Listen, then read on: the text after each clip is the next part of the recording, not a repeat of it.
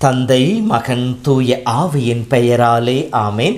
மூவொரு கடவுளுடைய அருளும் ஆசீரும் பாதுகாப்பும் வழி நடத்துதலும் உங்களோடு இருப்பதாக.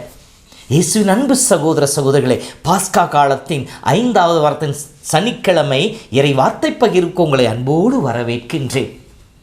கலாத்தியர் 2:20 வாழ்வது நானல்ல, என்னிலே இயேசு வாழ்கின்றார் என்று சொல்லி இயேசுவை முழுமையாக தன்னுள் வாங்கியவராக பவுல் தன்னை வெளிப்படுத்துகின்றார்.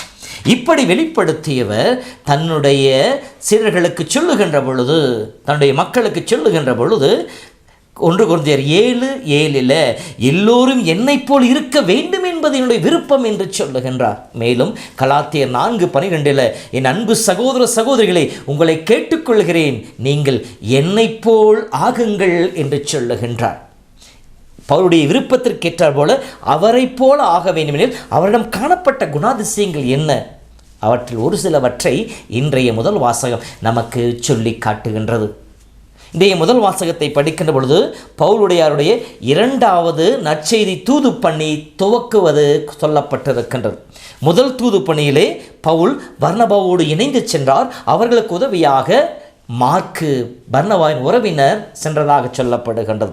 இந்த 2வது தூது பயணத்தில் பவுலும் பர்னபாவும் பிரிகின்றார்கள். காரணம் என்னென்னு சொல்லி பார்க்கின்ற பொழுது பர்னபா மார்க்கை தன்னோடு அழைத்து கொள்ள வேண்டும் என்று சொல்லி ஆசைப்படுகிறார்.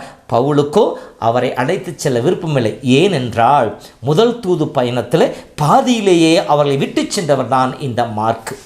இவர் இவ்வாறு சென்றவரை மீண்டும் அழைத்து செல்ல பவுலுக்கு மனமில்லை. எனவே பவுலும் பர்னபாவும் பிரிந்து வெவ்வேறு இடங்களிலே நற்செய்தி பணியாற்ற புறப்படுகின்றார்கள்.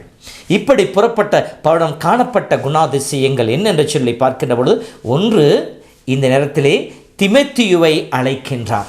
திமோத்தேயு என்பவர் யூத தாய்க்கும் கிரேக்க தந்தைக்கும் பிறந்தவர்.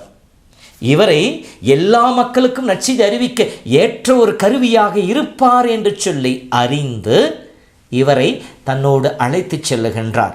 யூதர்களுக்கும் புறவினத்தவர்களுக்கும் நற்செய்தி அறிவிக்க இவர் பயன்படுவார் என்று சொல்லி, ஆகவே எதிர்நோக்கோடு தன்னுடைய நற்செய்தி பணியாற்றுகின்ற ஒரு மனிதராக பவுல் வெளிப்படுத்தப்படுகின்றார். அடுத்து யாருக்கும் எப்பொழுதும் தடையாய் இருக்கக்கூடாது என்பது இவருடைய சித்தாந்தமாக இருக்கின்றது. ரோமர் புத்தகம் 16:21 தடையாக இருப்பதை தவிர்ப்பது நல்லது என்று சொன்னவர், நாம் செய்கின்ற செயல் மற்றவர்களுடைய விசுவாச தடையாக இருந்தது என்றால் அதை செய்யாமல் இருப்பதே நல்லது என்று சொல்லி போதித்தவர், இந்த நாளிலும் கூட திமோத்தேயுவுக்கு விருத்த சேதனம் செய்து கொள்ள அவர் அழைக்கின்றார். காரணம், மற்ற யூதர்களுக்கு இது ஒரு தடைக்கல்லாக இருந்துவிடக்கூடாது என்பதற்காக. 3வதாக ஆவியால் வழிநடத்தப்படுபவராக தன்னை முழுமையாக ஐக்கியப்படுத்துபவராக வெளிப்படுத்துகின்றார். நற்செய்தி பணியாற்ற இவர் ஒரு திட்டம் கொண்டு ஒரு இடத்துல செல்ல ஆசைப்படுகின்ற பொழுது ஆசியாவுக்கு போக ஆரம்பிக்கின்றார். ஆவியானவரை தடுக்கின்றார். மற்றும் தன்னுடைய நற்செய்தி பணியை வேறு இடங்களுக்கு செல்ல அவர் எத்தனிக்கின்ற பொழுது ஆவியானவர் அவரை தடுக்கின்றார். இப்படி ஆவியானவருடைய குரலுக்கு செவி கொடுத்து ஆவியால் இயக்கப்படுகிற நிலையிலே அவர் விருப்பத்திற்கேற்ற போல நற்செய்தி பணியாற்றுபவராக இருக்கின்றார். இங்கே பவுல் நமக்கு சொல்லிக் கொடுக்கின்ற மற்றொரு பாடம், நற்செய்தி பணி என்பது நம்முடையதல்ல, தூய ஆவியினுடைய செயல்பாடு.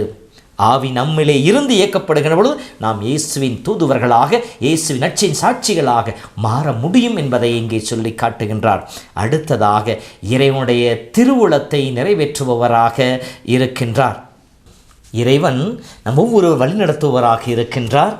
அப்படி வழிநடத்துகின்ற இறைவன் தன்னை வெளிப்படுத்துவராக இருக்கின்றார். விவிலியத்தை பார்க்கின்ற பொழுது அழைக்கப்பட்ட மனிதர்கள் வெவ்வேறு நிலைகளிலே அந்த வெளிப்பாட்டை கண்டுகொள்கின்றார்கள்.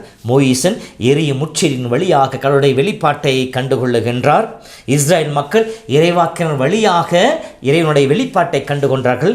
யோசேப்பு கனவின் வழியாக இறைவனுடைய வெளிப்பாட்டை கண்டுகொண்டார். அதே போலவே பவுலும் காட்சியின் வழியாக இறைவனுடைய வெளிப்பாட்டை கண்டுகொள்கின்றார். ஒரு காட்சி காண்கிற பொழுது இதுதான் என்னுடைய திருவுளம் என்று சொல்லி அதை ஏற்றுக்கொண்டு அதை செயல்படுத்துபவராக, அதை செயல்படுத்த முனைபவராக தன்னை வெளிப்படுத்துகின்றார். நற்செய்தி பணியாற்றுபவராக இருக்கின்றார்.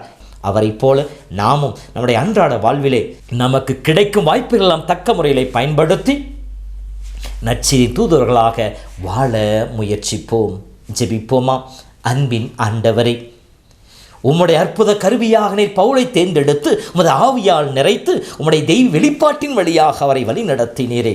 இதோ இந்த காலை பொழுதில் நீர் எங்களுக்கு உம்மையை அருட்சார் வடிவத்திலே இறை வார்த்தையின் வடிவிலே உம்மை வெளிப்படுத்தி கொண்டிருப்பதற்காக நன்றி செலுத்துகிறோம். பவுல் உம்முடைய திருவுளத்தை அறிந்து கொண்டு செயல்படுத்த முனைந்ததை போல நாங்களும் இயேசுவை உம்மை கண்டுகொள்ளவும் இந்த நாள் முழுதும் நாங்கள் இருக்கின்ற இடத்திலே எங்களுடைய சொல்லாலும் செயலாலும் உம்மை பிறருக்கு அறிவிக்கின்ற மக்களாக வாழவும் எங்களுக்கு அருள் தருவீராக. அன்பின் ஆண்டவரே, இந்த நாள் முழுவதும் உம்முடைய அருட்கரம் எவ்வாறு பவுலோடு இருந்து அவரை வழிநடத்தியதோ அதே போலவே உம்முடைய பிள்ளைகள் ஆகிய அன்பு சகோதரர் ஒவ்வொருவரோடும் இருப்பதாக. ஆவியாருடைய வழி நடத்தினாலும் அபிஷேகத்தை பெற்றவர்களாக இந்த நாள் முழுவதும் அவருடைய நிலையிலே வாழ்வார்களாக. உம்முடைய பாதுகாப்பு இவர்களை உடனிருந்து காப்பதாக. ஆண்டவர் உங்களோடு இருந்து உங்களை வழி நடத்துவாராக. எல்லாம் வல்ல இறைவன் தந்தை, மகன், தூய ஆவியின் பெயராலே ஆமேன். என் உயிரா